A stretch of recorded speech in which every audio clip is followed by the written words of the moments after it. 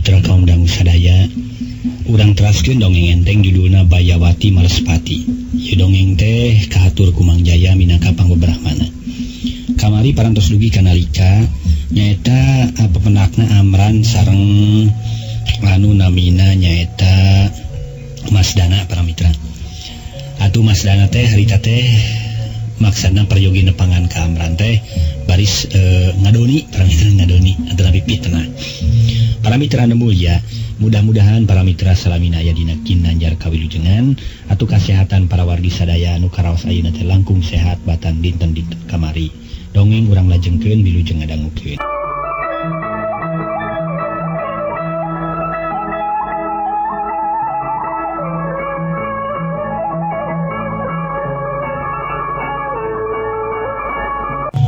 Para mitra, nalika patepang teh Amran ngawartoskeun ngaran anjeunna ti payun. Amran, duh, nuhun pisan atuh ditepangkeun di dieu. Sim kuring pun Mas Dana ngahaja ku kurubutan di Pileweungan setengah poe lamina milarian salira anu jenengan Amran. Ayeuna kapenak di dieu atuh sim kuring teh asa kaleresan kitu pokna teh mana horeng Mas Dana rek nyieun pitena sok sanajan pitena teh nyangkut oge rejeung kana dirina.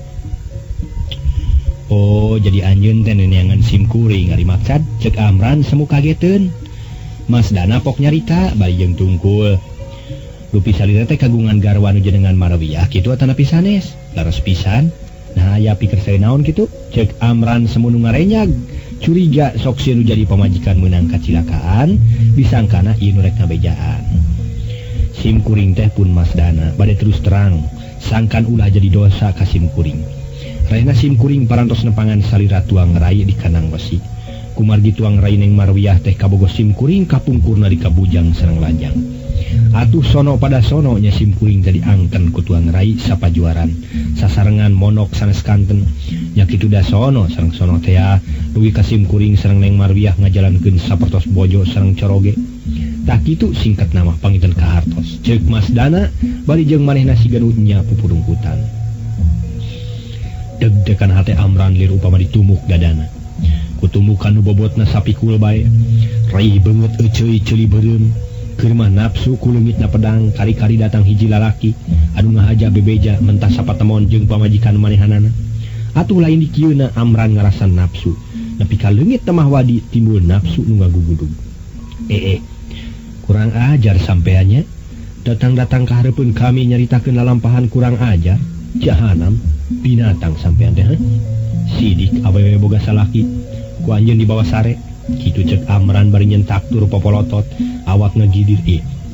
Da sim kuring mah moal tiasa kitu peta upami teu dilayanan ku awewena mah. Mun rek nyaritakeun jahanam kurang ajar mah kudu kaduanana sun. Lain ka kuring bae, da kuring mah derma jadi lalaki, kumaha dilayanan we ku awewe. Da moal maksa kuring ge mun pamajikan anjeun teu ngalayanan mah, ceuk Mas Dana beuki tamah mapanas kana hate Amran. Atuh Amran leungit kasabaran ngan diheumat ku peurutna jabet teu kanyahoankeun kana dada Mas Dana. Kurang ajar sia.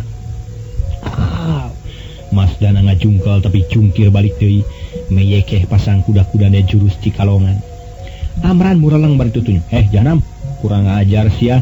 Lalaki angkara murka nangtung sia lamun aing diasah ku dewe. Nya sok bae lah, da kuring mah teu salah teuing kahiji dilayanan ku pamajikan anjeun. Kadua kuring geus bebeja terus terang, ayeuna kari kumaha nalah rek dilut hayu. Nah, kabina-bina teuing ceuk Mas Dana. Beuki tambah nyucud kalakuan sampean teh nya.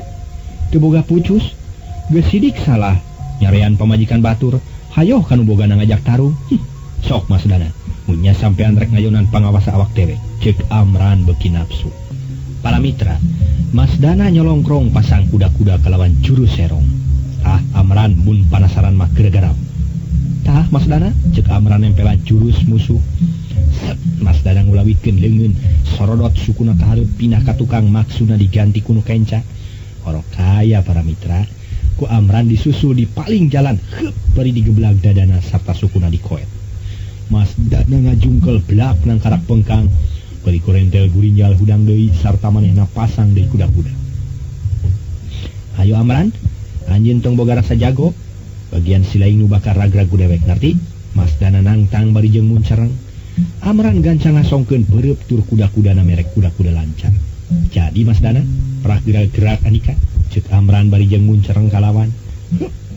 Mas Dana maksud rek ngelok ka handap bari ngarampas suku Amran. Tapi Amran gerikat bubuhan lain saeutik pangalaman atuh da para mitra, jauh teng tangeh jeung Mas Dana mah. Amran minahkeun kuda-kudana tuluy ngaragrageun awakna bari suku makan gado Mas Dana. Set. Aduh. Mas Dana lain dikieuna ngabangkiung, bari nyekel gado tina bakatku nyeri, koreleng, serepet nyabut balatina, ngarasa penasaran keneh hayang ngelawan. Kurang ajar si lain teh Amran, tak ieu bagian si lain jeung ceuk Mas Dana bari jeung ngacungkeun balatina nu buburilakan tina saking seukeutna. Gira prak Mas Dana gunakeun eta balati. Prak hayang ti mana ku dewek diladenan. Amran kalahnya kakak seuri, lain ge geus loba pangalaman mun masih keneh keueung nya ngarepan peso mah. Bener si lain Amran, hayang budak badi leuh si beuteung teh ha? Ceuk Mas Dana bangun nu kacidang untukna. Mas Dana, ulah rek loba carita. Mun nya si lain hayang nusuk beuteung dewek, tah ku dewek diberean. Ceuk Amran bari ngepakan beuteungna sarta semu nu dihaja diasongkeun ka Mas Dana. Mas Dana teu talangke deui tina saking ku nafsu ditangtang kitu, saperut bari pesona teh ditusukeun lebah beuteung Amran. Ciat cenah. Horok kaya Amran geus ngagilak bari jeung ngagedig pepeuteyan Mas Dana, sakalian kebongna ditajong. Aduh, celeng pesona ngacleng bari manehna totorojongan, bru rabuh nang kuban, nu pangheulana nyium taneuh tarangna heula. Kurang ajar binatang, udang deui sia Mas Dana. Mun masih keneh penasaran, si Amran moal rek nyerah bongkokan ka lalaki jahanan, cek Amran bari nya kakak yang serikeun lawana, nu geus sababaraha kali rubuh ku manehna. Konea hudang deui, kitu nama Mas Dana teh kuat ngan orok kaya eleh pangalaman ku Amran, sanajan bener ge kawanina gede, tur memang silatna ge manehna teh pinter, ngan teu muat ari kudu ngalawanan Amran mah. Amran ngahaja nyokot peso balati nu Mas Dana ngagoler dina taneuh. Tung dialungkeun ka hareupeun Mas Dana. Mas Dana, tah bisi butuh keneh pakarang mah. Praku selain geura tusukeun deui ka dewek. Rek di mana kahayang moal teu diladenan. Kurang ajar si Amran. Kela deuleu, kudu buru-buru mundur mah. Mas Dana beuki nafsu. Jadi masih keneh rek ngalawan anika teh Mas Dana? Ceuk Amran. Bener, dewek can rek mundur, mun masih keneh beleger badan dewek. Piraku si lain dari bere jaya salilana. Tapi dewek moal bosen ngelawan Andika nepi ka mana? Ayo samodarna. Ceuk Mas Dana nafsu meninga gidir. Pesona geus dicokot deui, ngancam Amran bari jeung dipuntir-puntir. Halah tong aksi kitu Mas Dana. Rek nusuk mah tusuk we dewek, tah ku si lain. Ulah jeung kudu kokoleceran heula ku balati. Dalin budak leutik si lain teh kapan? Ceuk Amran. Anu atuh Mas Dana beuki asa kasabit hate nyaho tamah nafsu. Ditalangke sebuk narajang ku balatina ngancam dada Amran. Horok kaya para mitra, Amran ge teu meleng atuh, tapi ngan gilak dewe ngagilak bari jeung meupeuh pigeulang lawan. Cereng balati ragrag sarta rikat iga burung ku Amran disusul tepus ku peureup. Aduh, Mas Dana gogorentelan nyekel pigeulang asa potong sarta iga burung asa remuk. Inget kana papatah Bayawati, yen ulah rek lila-lila ngalawan ka Amran tapi kudu buru rumpat. Atuh teu ngingetkeun kanyeringan konea hudang peuretak lu. Kurang ajar. Jahanam dagoan sia. Amran ngabrik saking nafsu, tapi Mas Dana lumpat na mata kookeun anu ngabrik tarik alabatan mimi sebedil. Lepas alabatan kuda lumpat, ewor cecekolanana buah birit namani hapa, perwatak pamake Bayawati nu diterapkeun ka Mas Dana.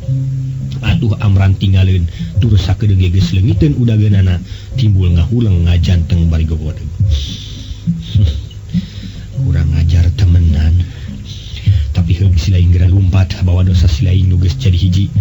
Dina kulit dina daging si lain, tapi awal akhir aya paribasa wong peci ka titik wong salah satruning Allah. Manehna buru-buru balik deui ka tempat anu gak tempat galungan lantaran ingat yen balati Mas Dana can kaburu kacokot ku nu bogana. Balati nu ngagoler keneh dina taneuh ku manehna dicokot diilik-ilik. Nyel hatena ngarasa beuki mentegeg rongheap ka rasa nafsu ka Marwiyah. Marwiyah bet nyolong bade rupa timpuh lungguh rup kawas nunya satia satuhu ka salaki bet akhirna geuning nyele masih wani ingkar tina kasusilaan. Marwiyah, di mana anjeun ngupamakan jadi salaki, sedang jadi salaki maduguh lupet nyawa, ngabela ka pamajikan. Marwiyah dagoan. Cek gerentes hatena bari balati nu masdana diasupkeun atawa diselapkeun dina bebeurna tuluy dibunian ku kampretna.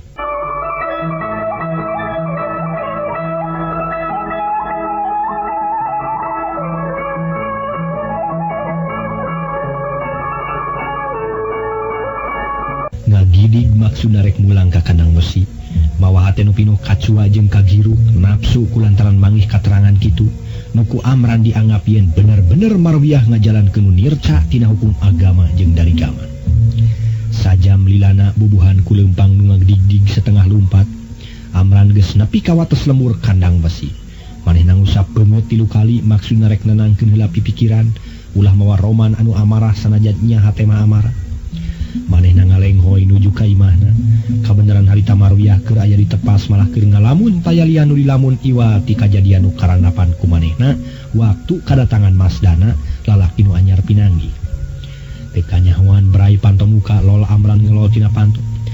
Engkang, hatur nuhun ngasumping, mangga Kang enga kalebet, ceuk Marwiyah ka cidabungahna. Malah tadina mah rek buru-buru nyaritakeun kajadian tadi isuk-isuk teh. Tapi manehna ngarasa rumegag sabab Amran kakara datang bisi ku bahawanam. Amran dibagiakeun ku Marwiyah teh, can rek ngajawab, tapi ngajanteng keneh dina bang barung bari neuteub ka Marwiyah, nu katempona kararusut boh buuh boh papakean, padahal lain kararusut mentas teu puguh, pedah keur teu parurun bae. Kang, nah kalah Kang adeg di dinya, mangga engkang geura kalebet. Marwiyah pokna deui ngajak Amran bari rek nyampeurkeun. Keun bae Mar. Engkang teh buru-buru datang sotenan lain geus hasil maksud. Lebeng nu diteangan mah can katimu, ngan engkang rek minta tulung susuganan ari jeung Mar mah bisa kapanggih. Walhasil engkang hayang dibaturan neangan eta pakarang ku Marwiyah. Hayu tong rek diengkekeun deui, urang ini tayina keneh jeung engkang. Ceuk Amran bari neuteub Marwiyah ngajenghok, tapi teu talangke buru-buru ngajawab. Sumangat teuing atuh Kang, mangga tong hinganing siang sadalah wengi abdi ngiringan. Sahade nu kedah bumela Kang iwati abdi nu jadi bojong Kang. Nya, hayu ayeuna keneh urang indit, mangpeung rada beurang keneh, teu perlu kudu bebeja heula ka mama sareng ka ibu sumawana ka ni. Ieu mah ngakoncikeun bae imah mah. Ceuk Amran ngaburu-buru naker, atuh Marwiyah rada rampang leupeung. Ki atuh Kang abdi bade gentos heula pakean, sareng bade nyisiran heula. Lah, teu perlu Mar. Hayu we lah dari rek ka kota, ieu mah kapan rek mileweungan. Tos we lah kitu, ceuk Amran rusuh naker. Mangga tukang koncina dilebet, ke bade dibantun heula. Nah tungkang moal bade ngaleut heula tanapi sakantenan tuang heula. Marwiyah keukeuh tumanya ka salakina maklum meureun da katempona, salakina bangunah naik jeung geus 2 poe kakara datang. Keun bae, da can hayang barang dahar malah. Buru-buru Mar, bisi durat maka kaburu jauh manten, temal Amran keukeuh ngarurusuh. Atuh Marwiyah gancang nyokot kunci teu disalieun pakean malah kararusut naker. Kararusut deui. Mangga tukang, ceuk Marwiyah sanggeus ngoncikeun panto hareup, da panto tukang mah ditulakan ti jero. Geus teu mikir deui itu ieuna. Marwiyah nuturkeun ka Amran sanajan bari dibarengan ku lesu lalungse. Ku kitu teh mah tangtu da keur ka kandungan tur bulan alaeun pisan. Katurug-turug mentas begalan pati ngalawan Durjana nu rek ngaguna sika kahormatanana. Munguhing manusa para mitra. Sifatna awah gingsir tara salirana bener jeung tara tetep salahna. Kitu deui bagja cilaka angin Allah anu uninga tur ngersakeun saperti Marwiyah katut Amran. Memang dina waktu ieu keur meunang cocoba ujian di pangeran. Sanajan Amran teh biasa mawas pada hatena tara gancang ka pangaruhan ku nulian, tapi ayeuna geus kitu bae kudu nyorang ujian ngadadak hatena kebab ku pangaruh nu ngagoda kana dirina nepikeun ka poho di temah wadi, poho kana Purwadaksina. Harita ge Amran jeung Marwiyah geus nepi kana jalan satapak di tengah pileuweungan.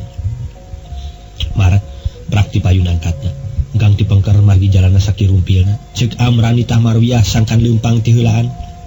Mangga Kang, teu talangke Marwiyah leumpang ti heula diiringkeun ku Amran.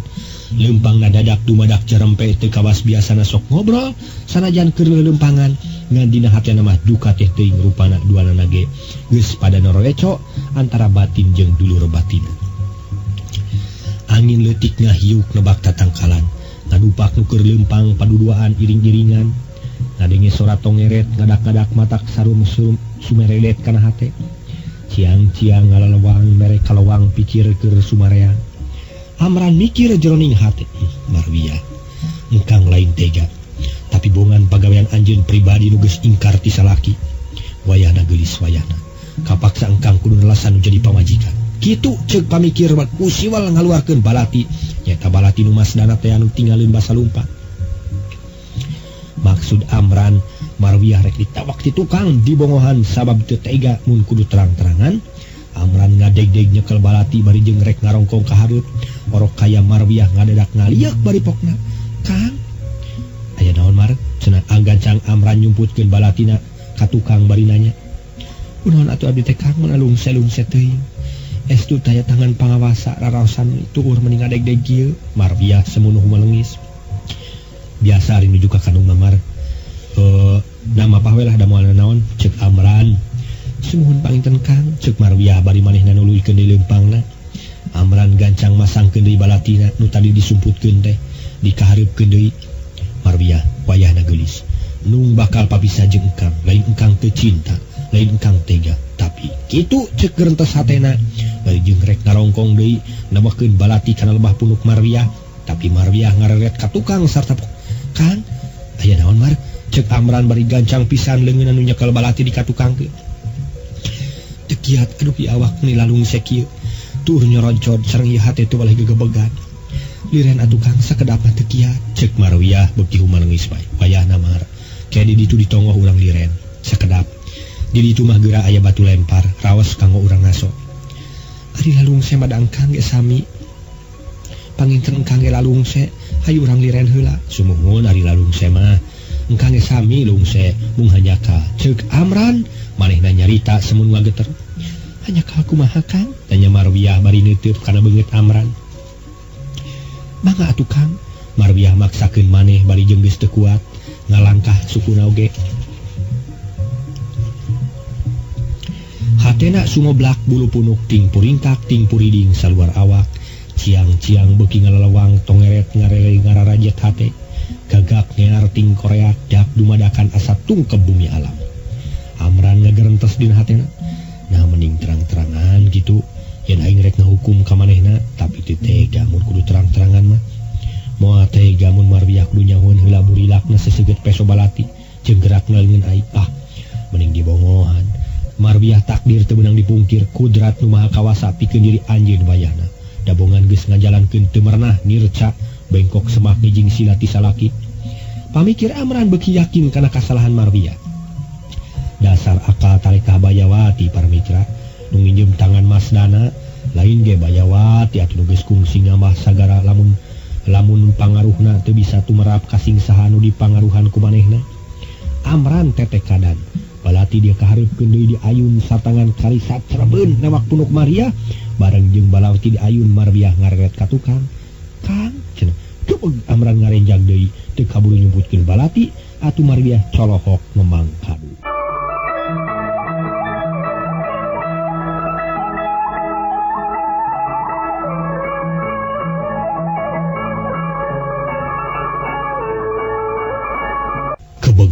lain dikieuna ngarenjagna Marwiyah bareng nempo Amran nyekel balati sarta siga ditodongkeun ka manehna Kang habat nyanyanak balati Marwiyah nanya tur sorana siga nu ngageleleter Marwiyah ngarti naon sababna pangnangkang nyekel ieu peso ceuk Amran bari neuteub ka Marwiyah numawi henteu jawab Marwiyah pono Marwiyah ieu peso lain ungkang pribadi tapi nu boga hiji jajaka nu ngaran Masdana kumaha Marwiyah wawuh jeung Masdana tanya Amran bari mesem Masdana Marwiyah ngarenjag tur colohok nya Masdana wawuh meureun marmanya kanu ngaran Masdana ceuk Amran kenal mah henteu mung terang margi Marwiyah teu kebat nyaritana pegat kaget bajojo aya pertanyaan kitu ka manehna margi eta meureun nya urut papacangan keur papada bujang jeung lanyang lain kitu ceuk Amran bari mesem tur neuteub peungeut Marwiyah papacangan sareng saha papacangan teh Kang Marwiyah mending ngarasa kaget narima ucapan Amran sakitu teh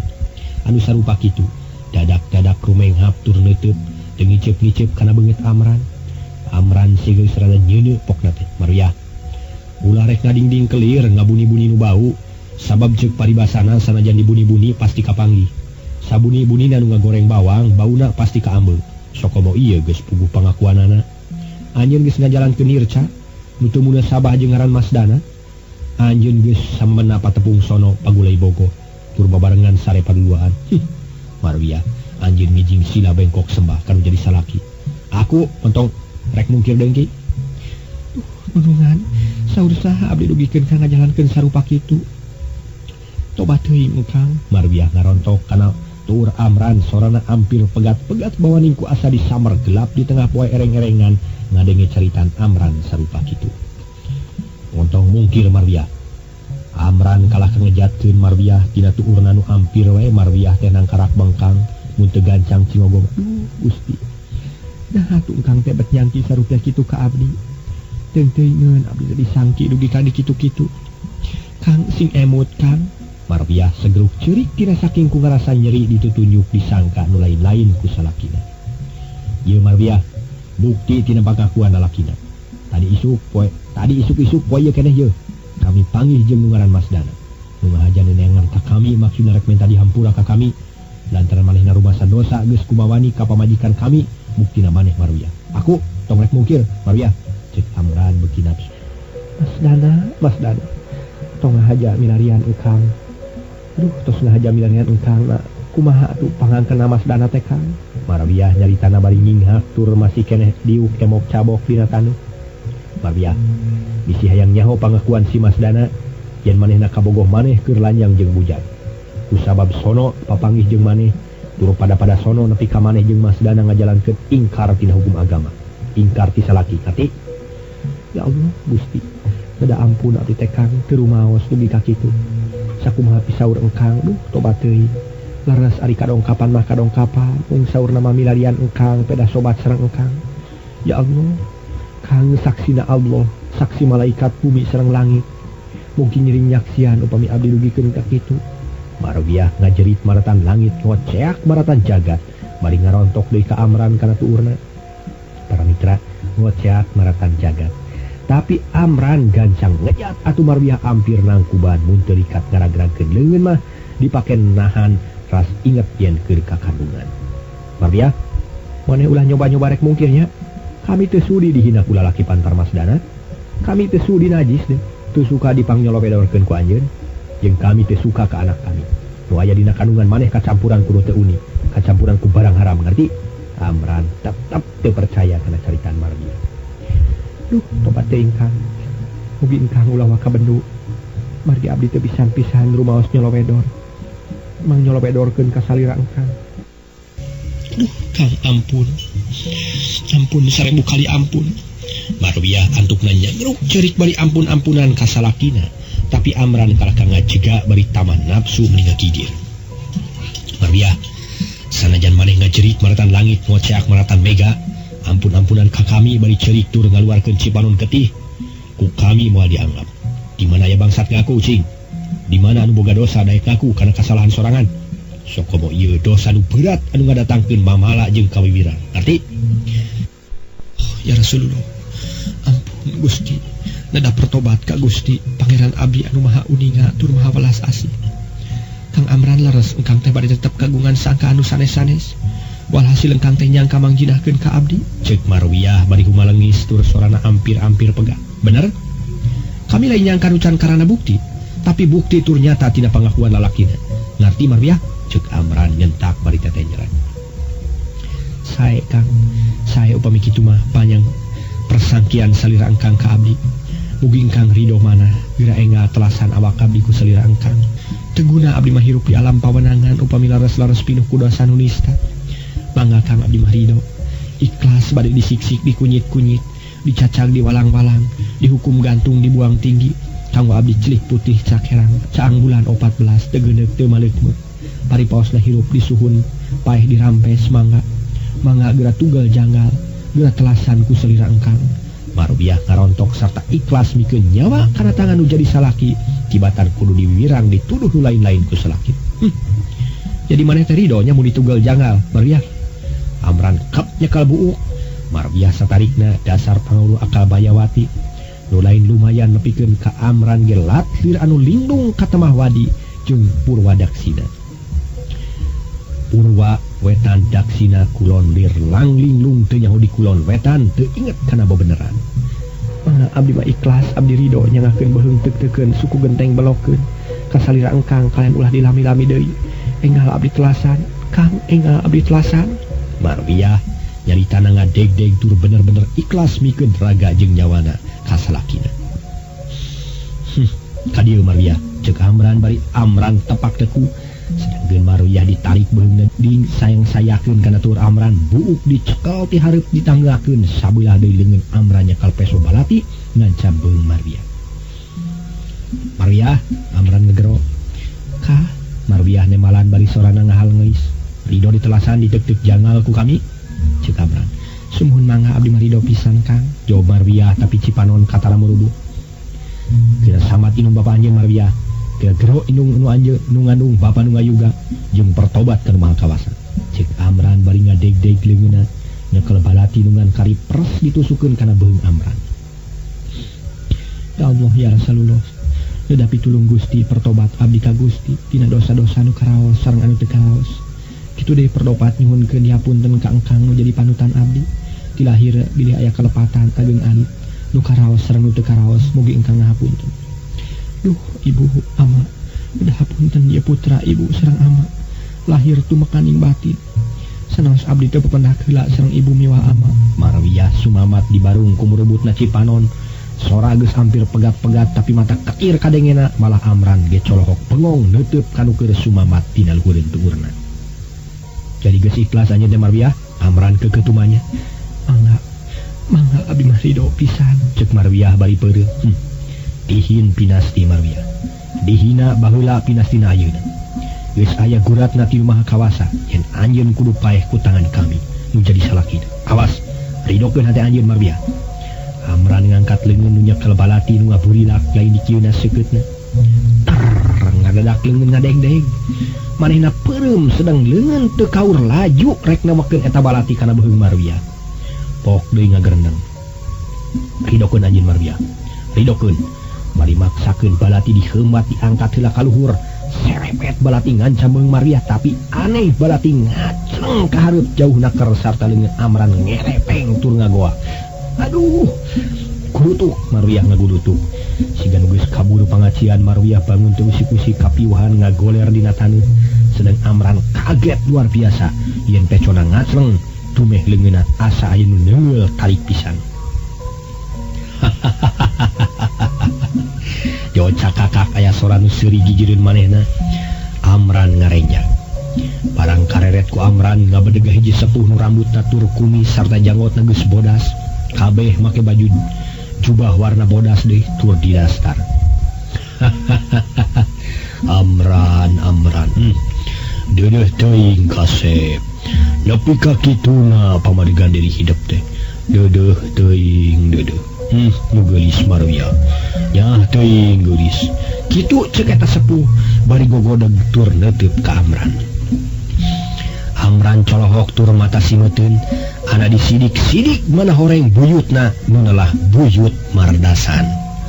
Atuh Amran kanca ngarontok bari kana dangkulna. Uyut, wilujeng sumping Uyut.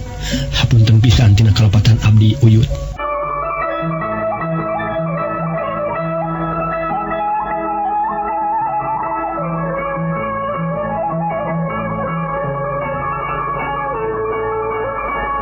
Kasep Amran paingan atuh Uyut. Barang nempo hidup duaan ti kaanghangan. Leumpang paduduan di tengah pileuweungan. Uyut ngarasa melang nu luar biasa. Harita kabeneran pisan Uyut keur leumpang maksudah mereka tumaritis nepungan sobat. Ulah kitu Kasep. Tata dige ku Uyut kadenge yen hidup teh timuruan kan di bojo. Deudeuh teuing Kasep, deudeuh. Ulah kitu, sing karunya kanu jadi bojo. Tur kapan keur kakanungan, bok bilih ieu teh bisi bae gogoda kanu keur kakanungan. Ceuk Uyut Mardasan bari ngusapan. Rumaos Uyut, Nanging kumaha pun bojo teh laras-laras daya kuciwana kitu Uyut, cek Amran bari ngeluk tungkul. Kelanan kasep. Urang sina eling heula ieu bojo hidup karunya. Teu talang ke Uyut mardasan ngusapan ka Marbiah, teu sakara-kara Marbiah ngalilir. Sengkat luak lieur-lieur nu mentas sare atawa ngimpi nu pikaanehkeun. Di mana abdi teh Kang? Marbiah jolpok we semunu lulungu keneh da dina ingetan nama tadi teh keur diungkulan ku balati ku tangan salakina. Geulis, sing inget geulis. Ieu Uyut geura sadar geulis. Cek Uyut mardasan tapi Amran kalah hareugeun mencrong ka Marbiah. Aduh Uyut, abdi tulungan. Marbiah ngarontok kana dengkul Uyut mardasan sageruk ceurik bangun ka nyerian. Deudeut teuing geulis. Sing sabar, sing sabar, sing sadar. Ieu Uyut anu ngahaja rek nyalametkeun ka hidup kalawan ka salaki hidup. Tos tong nangis geulis. Cek Uyut mardasan ngusapan kana kamar Marbiah bangun nu kacida dedeuna. Uyut, hapunten Uyut, hatur nuhun Uyut parantos kersa sumping ngajaitkan abdi nuju tanang neraka. Marbiah humalengis. Marbiah maksa kenangtung da Uyut dikenyang pananganana. Parang bereh nempo Amran anu masih ngajanteng Marbiah jo ngarontok bari Kang. Nah teu cios nelasan abdi teh Kang. Mangha enggal abdi telasan abdi parantos ridho. Ikhlas moal bade baha. Marbiah bojo engkang. Hampura engkang teh Mar.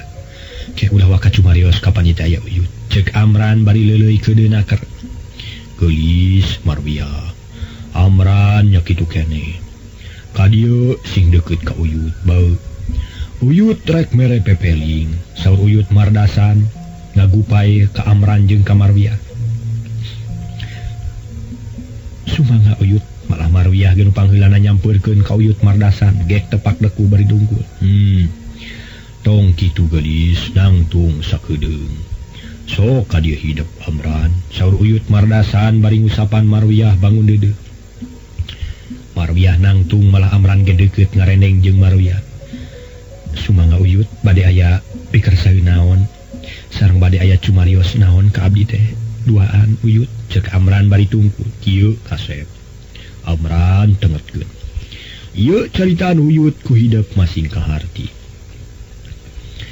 Hidup teh ulah sok getas harupateun kaburu ku hawa nafsu. Ari nafsu teh mata kaduhung badan anu katempuhan. Uyut teh muji ka hidup dina katabahan dina sagala atawa perkara. Yang harupan banteng ngamuk gajah mata ceuk paribasana hidup geus sanggup. Geus bisa numpes karaman-karaman jalma jahat. Ngan hanjaka hidup can bisa ngalawan musuh nu kacidarongkahna nyaeta hawa nafsu. Panghade-hadena atawa pang alus-alusna jihad atawa perang di jalan Allah nyaeta nu geus bisa merangan hawa nafsuna. Tah kitu ungling Rasulullah urang oge jungjunan urang Rasulullah sallallahu alaihi wasallam. Poma hidup teh Amran sing bisa meruhkeun nafsu nu matak mawa kana jalan amarah, salakah, panasan jeung panas baranan. Sagala perkara kudu dipikir heula karana mantep. Kapan urang teh kasebutna manusia anu kecap asal ramah manusia teh tina mana atawa pamikiran. Jadi ebreh yen manusia teh makhluk anu ngabogaan akal jeung pikiran nu sehat. Pikir heula samemeh prak dipigawe.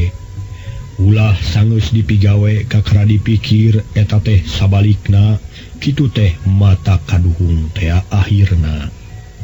Kapan ceuk kolot baheula? Kolot ngilibkeun dina basana nu memang mun dipikir moal kaharti kudu diajar pae samemeh maot cenah.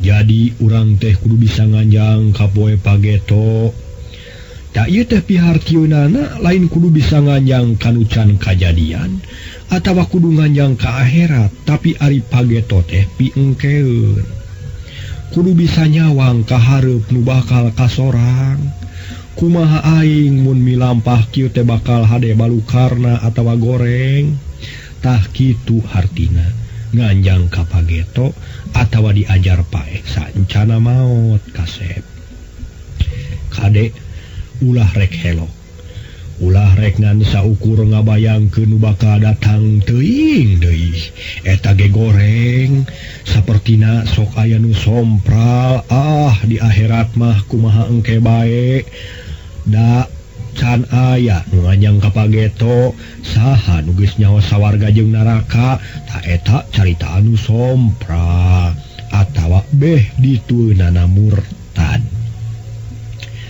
Kapan gelis kasep di dunia ge urang kudu geus nyaho mana ari lawang neraka jeung mana ari lawang sawarga nyaeta ari lawang sawarga kalakuan urang nu hade nu bener jeung amal nu soleh ari lawang neraka tayalian iwah ti kalakuan urang nu maksiat anu teu dipikarido ku Allah mengpar tina ajaran agama tah kitu cing kumaha semet dinya kaharti ku hidup duaan Amran cek Uyut Mardasan meni panjang lebar saking nyaah kabuyutna nu ampir kasasar linglung dina jalan bener.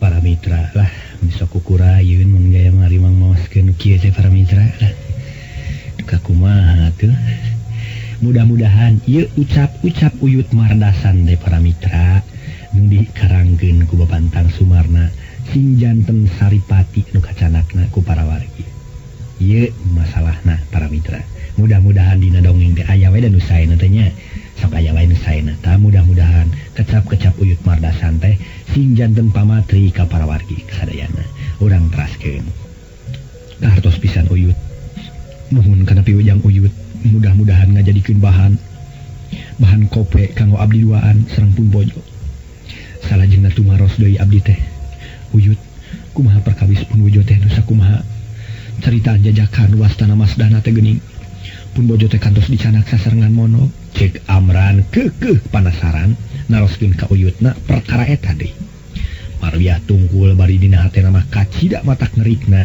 mun ngadenge eta perkara malah gerentesna teuing Masdana anjeun datang-datang ka imah kuring rek ngaruksa kahormatan kalawan mitena duh Gusti ampun Gusti Uyut Mardasan mesem sarta pokna kasep Amran incu Uyut nyaho kalawan saksina bumi jeung langit kalaya nu nyiptakeunana bojo hidup teh estuning suci teu ngijing sila bongkok sinembah kahidep kanu jadi carogen eta mah sakadar hiji akal tarekah ku panasaran kahidep pribadi lain panasaran mikahayam ka bojo hidup kitu sawangan Uyut mah nah atuh jalmina nu panasaran kasim abdi kae ngada mereka perdaya sarupi kitu teh Uyut tanya Amran bari neuteup tur semu kaget marwiah ngadadak colohok tur neuteup ka Uyutna ku Uyut hade rek diterangkeun tapi poma ulah rek kaburu nafsu teuing sanajan Uyut nerangkeun jalamana nyaeta teh perbuatan bayawati anu kanyenyerian ku hidup majah maneh teh bongan bapana tiwasna maotna teh ku tangan bapa hidup Ki Bagus Hanali kaduana panasaran ka hidup hayang males pati jeung kanyeri males pati ka hidup kalawan males kanyeri ka bojo hidup nyatana ka marwiah hari Masdana teh ditahanana anak Ki Jamali ti Karang Hantu kusabab bisa nangolo nya Masdana katarik kataji ati kapentang duriat ku Bayawati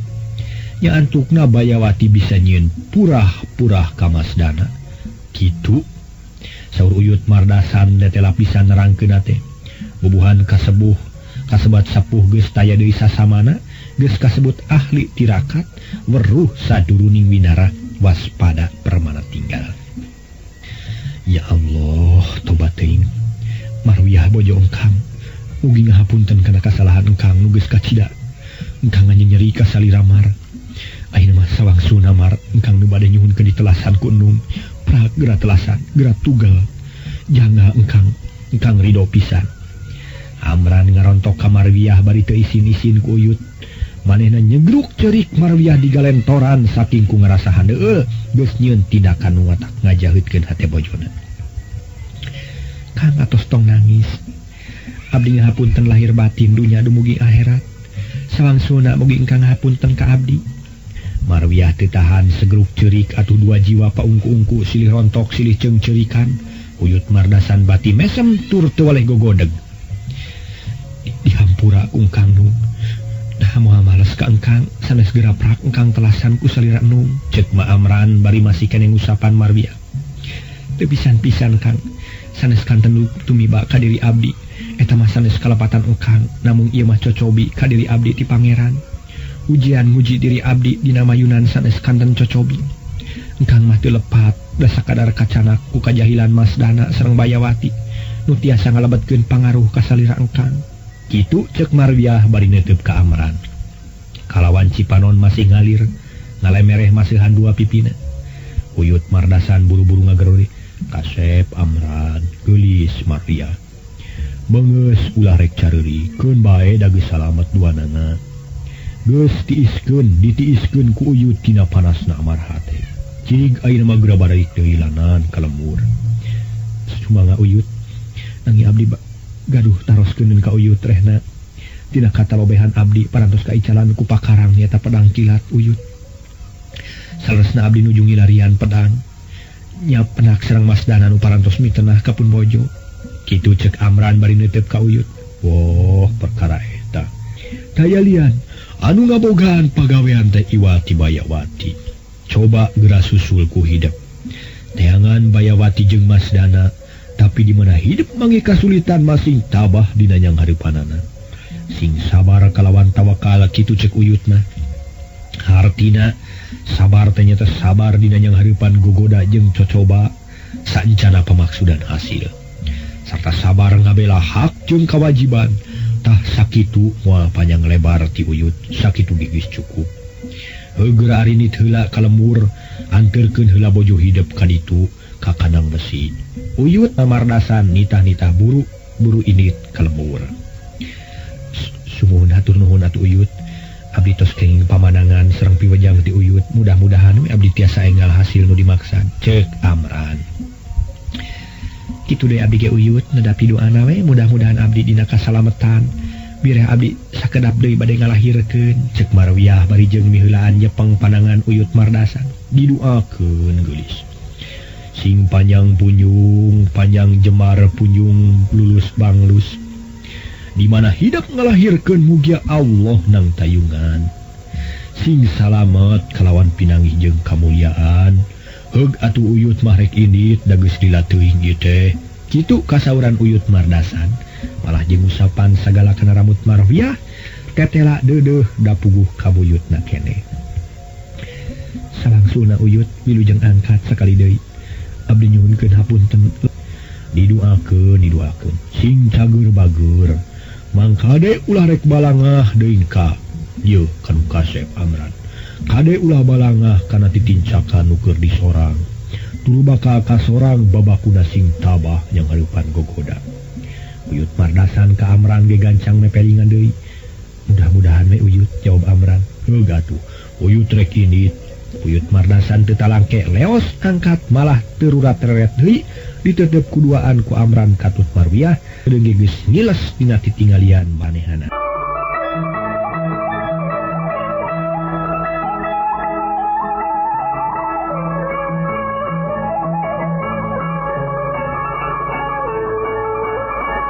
Kang, mangga turang muli, Marwiyah gancang ngajakan bari muntang leungeun Amran. Hai, ayo atuh Nung pilih kabujeng kasontenan.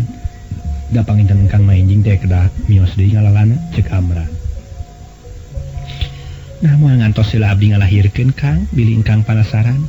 Rupina moal tiasa nungkulan mung bae bilih mar ngalahirkeun dina engkang nuju subung, prak we anak urang kumar gera paparin jenengan, tong ngantos engkang bilih lami teuing, ceuk Amran. Saha pi jenengan teh atuh da? Abdi mah teu tiasa maparin jenengan murang kalih teh Kang, ceuk Marwiah bari ngareret kieu atuh Mar.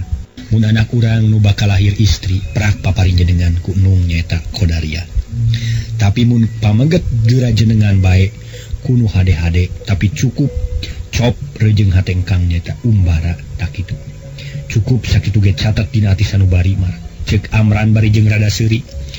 Sumuhun saya atuh ari kitu makan mudah-mudahan we parang tinu maha kawasa dugi ka waktosna kalayan aya dina kawilujengan. Amin ceuk Amran bari ngaleng Marwiah tuluy leumpang gegentetan urut tadi basa waktu katerapan nafsu amarah mah teu sakara-kara ilang tina masing-masing hatena. Timur dari kageget jeung kasono abong maneh aya paribasa pasea jeung bojo mah nyatana nyumponan rukun sono anu Marwitra. Alah aya we ieu mah pantang rukun sono Marwitra lah ulang pasea unggal poe kena yang sono dor pasea unggal poe ulah alah pasea mah dina waktu peryogi hungkeul alah para mitra nu mulia urang teraskeun ieu dongeng ngetang-ngetang pangbeberahna. Kacaturkeun para mitra di tengahing perjalanan. Hiji jajaka jeung manoja nu sarua pada Sukabunga tayalian Bayawati jeung Mas Dana. Padangkat ka mana deui atuh urang teh Nen? Mas Dana pok nanya ka Bayawati anu ngareneng di gireunana. Kapan urang teh Kang sok sanos parantos hasil pangaksadaan pedang Amran tos kajabal kitu deui tangtu si Marwiah bakal disiksa ku Amran. Tapi ulah wakat tenang emutan margi ari Amran teh sanes jalmi jore-jore paripaosna sanes lawan nu atah pangalamanana saja beti seueur ilmu panemu pangeusih diri pribadi oge Amran teh salamina aya dina pangayuh para karuhuna kedah waspaos Kang akina anu masih kene aya di kieuna nyaeta Mama Panhur alias Mama Jamhuri lain bantrak-bantrakeun budak ngora kamari sore nu mah urang ulah bade cicingeun ceuk Bayawati bari seuri leutik ngareret ka Mas Dana. Jadi Ki Amran teh seueur pisan bubuyut nah tuluy sarakti jaragonya. Mas Dana kageteun. Ih kantenan we atuh sanes lumayan pangartina. Kapan abdi ge sanes sakatiga terang kana kasaktian Ki Amran teh. Kumargi kitu kanggo waktos ayeuna mah rupina kapaksa urang teh kedah masing-masing milali senjata pitulung. Ari abdi gaduh emutan bade nempangan tila sobat pun bapa nalika nuju aranom malih pun bapa nalika masih kene anom nu kasebatna jawara ahli silat sareng kabatinan. Ayeuna anjeunna jadi kiai sotenan saparantos sepuh rupina babalik emutan kapungkur mah saha nu wantun anu kana jenengan jamur 3 sadayana pada gigis anjeunna kagungan sobat di Batu Ngampar anu katelah kawantar mamangga dipa takadinya bade munut senjata pitulung sareng bong-bolongan kedah kumaha sangkan tiasa malas pati kaki Amran bongan kapungkur bagus hanali atar piranu tos mateni pun bapa anu asli ceuk Bayawati. Kapan tuang rama teh Mama Kiai Jamur 3 sanes ceuk Mas Dana kageteun. Eta mah pun uwa mung abdi mah ti aali tikukut ku anjeunna jadi teu asa ka uwa atuh asa ka bapa pribadi we ceuk Bayawati bari seuri leutik. Oh kahartos atuh ari kitu mah. Mung kumaha salajengna ari Akang ka mana atuh kedah lunta tanya Mas Dana. Teu langkung salirang Kang mah da kapan Akang teh ahli ngalalana ahli gentur tatapa piraku teu kagungan puntanganeun saraya onaman mah jawab Bayawati bari ngadilak tur di barung imut. Oh upami kitu Akang gaduh atuh sobat medok sobat nupang dalit-dalitna atuh batur sapaguruan dina nalika diajar ilmu silat sareng jeung batin nyaeta di wetaneun Tumaritis nu kasebat Wanagiri dinya ya sobat pun Akang malih kapan guru Akang ge di dinya pisan deui sobat Akang teh putra guru Akang asa kaleresan ceuk Mas Dana kacida kagetna. Tak geuning Akang ge kagungan pinang sarayaeun regreg atuh pami kitu mah langkung tikiat kanggo urang di mana engke aya panangtang ti Amran pedah pedangna kajabal ku urang kantun ngerahkeun wadia balad Akang ngerahkeun balad di Wanagiri abdi ngerahkeun balad di Batu Ngampar ceuk Bayawati bari seuri. Nah kinten-kinten bakal nyaun yen pedang dipaling ku Akang. Mas Dana pok nanyakeun bari ngareret ka Bayawati. Waktosna seek pri para mitra